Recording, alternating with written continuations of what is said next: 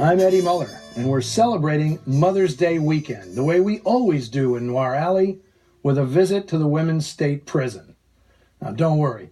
You don't have to leave the comfort of your home or your hotel room or your jail cell while we watch Caged. Now, since its release in 1950, the film has come to be known, unfortunately, as a camp classic. And that's largely because the tropes of prison films, when enacted by an all-female cast, have for decades mainly been fodder for titillating sexploitation movies. When I came of age in the 70s, it was a rite of passage to sneak into R-rated pictures like The Big Birdcage and Chained Heat, to watch Pam Grier and Sybil Danning battle through the big house, typically in various states of undress. And once Tom Eyen created his 1975 stage parody, Women Behind Bars, with the warden played by transvestite superstar Divine, all whips were instantly and retroactively reclassified as camp. FYI, whip is now the official hipster designation for women in prison movies. Now, women have been getting brutalized behind bars in movies since the silent era, when Cecil B. DeMille made a couple of groundbreaking whips, Manslaughter and The Godless Girl.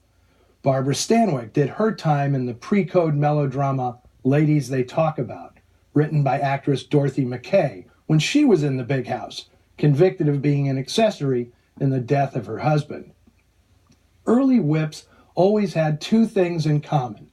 They were written by women, and they all had a saintly male priest or social reformer on hand to steer the star to redemption. Which brings us to today's film, also written by a woman. Virginia Kellogg had a hand in two of the most testosterone-heavy films of the era, T-Men and White Heat. Both were based on her original stories. As a former reporter, Kellogg's strong suit was authenticity, based on first-hand research. And for Caged, she went the whole 9 yards. She brought the idea to Warner Brothers producer Jerry Wald in 1948 under the title Women Without Men. And Wald enthusiastically got the studio to send Kellogg around the country investigating the workings of women's prisons. In one case, Kellogg was incarcerated for 2 weeks and treated like any other prisoner. Now, from her perspective, there was nothing campy about the experience. It scared the hell out of her. She telegrammed Wald that she was learning, quote, shocking facts that far surpassed The Snake Pit, a 1948 film that revealed the horrors of mental institutions. Now, Kellogg's investigative essay, Inside Women's Prison, was published in Collier's magazine to coincide with the release of Caged.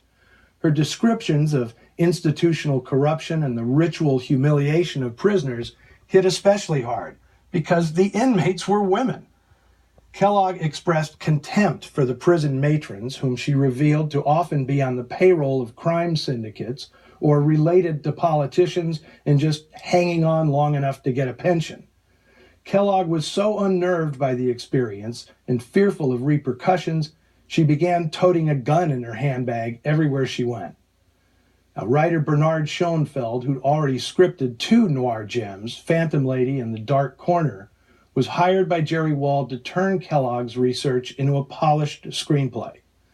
Now, by this time, Jack Warner had changed the title to Locked In, which Wald hated. There would be many name changes before the studio hit on the perfect title. Wald's initial inspiration was to cast, okay, take a deep breath, Betty Davis as Warden Benton and Joan Crawford as naive first-timer Marie Allen. Whatever happened to convict 93850? Both actresses, of course, craved the Marie Allen role, so that epic pairing would have to wait a few more years.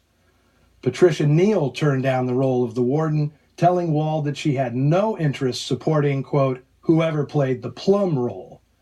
For that part, Wald considered Doe Avedon, Betsy Drake, and even Ruth Roman before settling on Warner contract player Eleanor Parker, who'd spent several years as a reliable second lead but had never gotten anywhere near a part this juicy.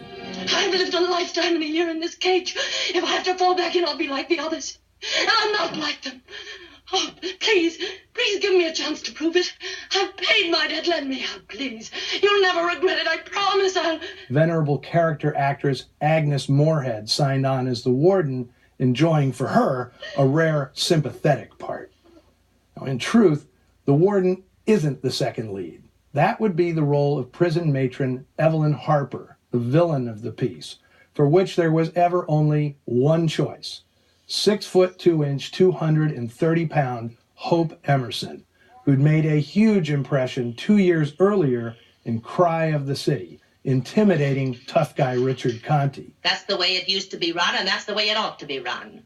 Just like they're a bunch of animals in a cage. Emerson would become one of the most memorable villains of all time, terrorizing a terrific cast that includes Betty Gard, Jan Sterling, Ellen Corby, Lee Patrick, Olive Deering, Jane Darwell, and Gertrude Michael.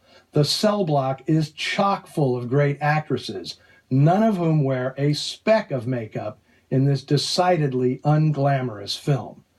Now, the picture earned 3 Oscar nominations: Best Actress for Eleanor Parker, Virginia Kellogg and Bernard Schoenfeld for Original Story and Screenplay, and Hope Emerson as Best Supporting Actress. From 1950, it's the mother of all women in prison movies, Caged.